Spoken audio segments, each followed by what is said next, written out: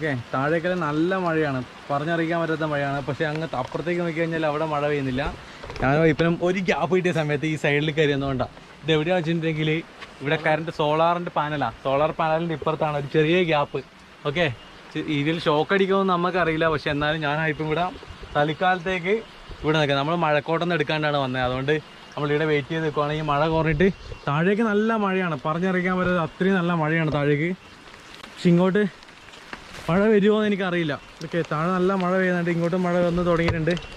Okay, വേറെ ഇവിടെ ഇപ്പോൾ കയറി നിൽക്കാൻ വേറെ സ്ഥലമൊന്നുമില്ല. ഈ ഗ്യാപ്പിൽ തന്നെ ഞാനും അയ്യപ്പനും കൂടെ നിൽക്കുവാണ്. ഇവിടെ സോളാർ പാനലൊക്കെ വെച്ചിട്ടാണ് ഇവിടെ കറണ്ട് ഉൽപ്പാദിപ്പിക്കുന്നത്. ഇവിടേക്ക് ഈ 2 ലൈറ്റ് വെച്ചിട്ട് കണ്ടില്ലേ. അപ്പം ഈ സോളാർ ബാറ്ററി വെച്ചിട്ടാണ്. ബാറ്ററി ഉണ്ടോ എന്ന് എനിക്കറിയില്ല, സോളാർ കാണുന്നുണ്ട്. ബാറ്ററിൻ്റെ ഉള്ളിലായിരിക്കും സ്റ്റോറേജ് വെച്ചിട്ടുണ്ടാകാൻ സാധ്യത കൂടുതൽ.